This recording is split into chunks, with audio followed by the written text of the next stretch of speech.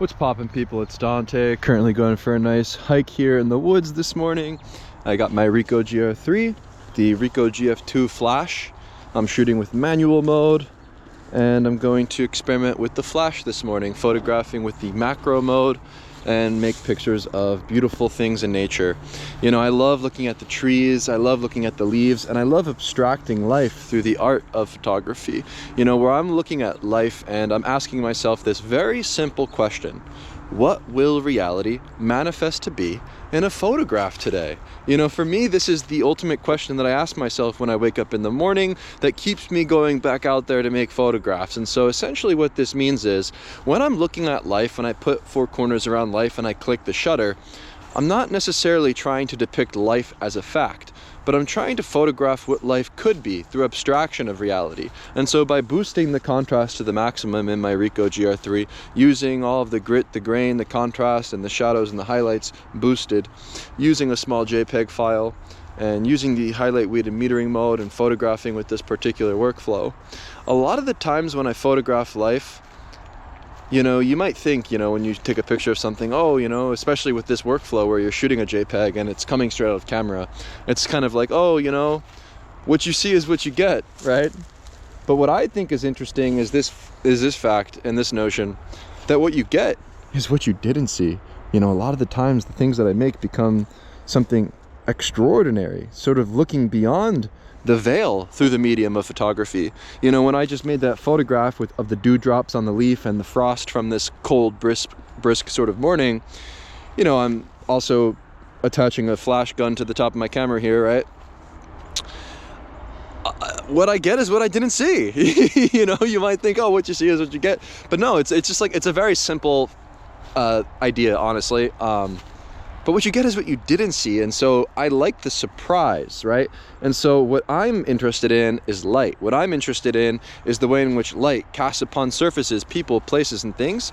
And the simple fact that light is always moving and light will never be the same. For you cannot make the same photograph twice, for the simple fact that light is always changing. And you are always changing. And I think the interesting thing to consider is, like, as a photographer, embracing spontaneity and chance is to sort of be like the light, always in movement, always changing, and sort of allowing that sort of spontaneity guide you on the streets and not necessarily think so rationally. You know, a lot of what I've been thinking about recently is, you know, how the way in which I photograph these days is almost like the sort of like action paintings are made, where you sort of just respond to your subconscious and your gut, and you're not really thinking so rationally. And I think through embracing the unknown on that fine line between order and chaos, and uncovering your subconscious through photographing that sort of bodily, you know, responding to that bodily sensation from your gut, your sort of instinct to press the shutter, the things that you photograph wind up giving you this sort of surprise. And I think ultimately that's what I'm curious about, is the sort of surprise of the photograph, and sort of allowing the spontaneity, allowing the chance to take over and to stop trying to control things. And so through making photographs in this way, I'm simply curious once again about what will reality manifest to be in a photograph today.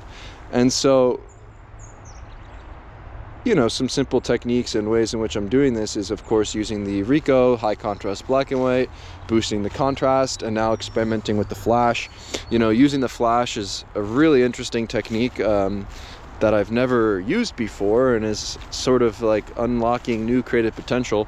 You know, I'm looking at the way the light is casting upon this surface here, and the way it's sort of like etching shape into these little bristles here on this sort of vine. This sort of surface could be interesting to photograph. You know, I'm just curious about what it will look like photographed at the end of the day. I mean, I think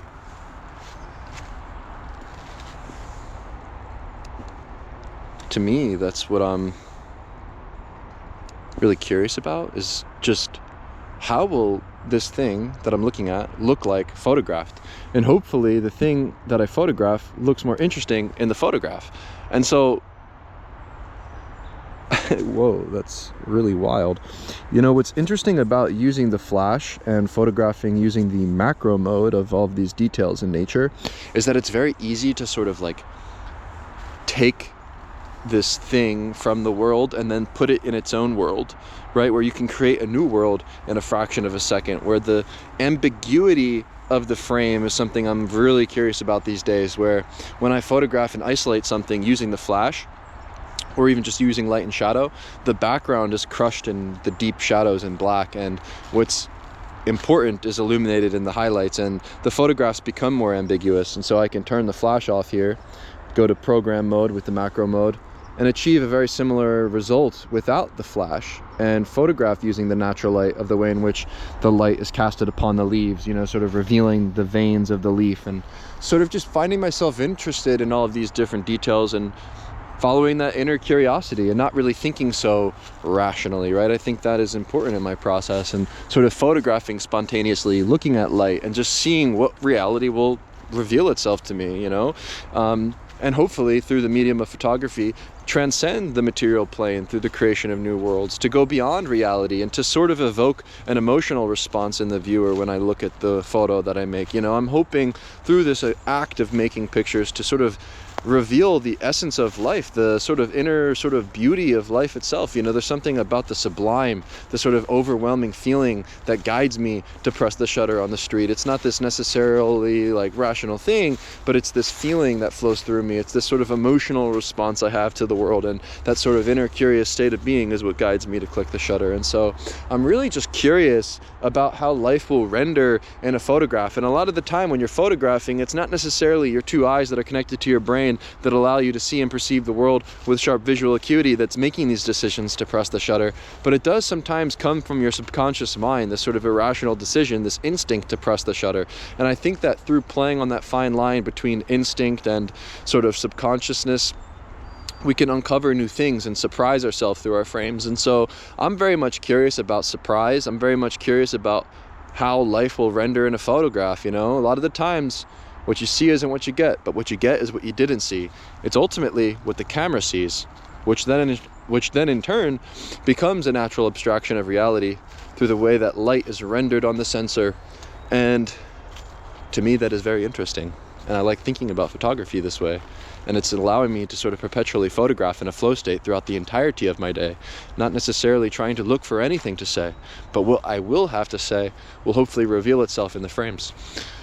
And so, wow, this is such a beautiful morning. The frost in the morning on the leaves is just incredible. There's like, you can't see it with the GoPro, and you can hardly see it with your naked eye, but when you photograph it, maybe it will reveal itself. But there's these like glimmers of light, and everything seems to be animated this morning.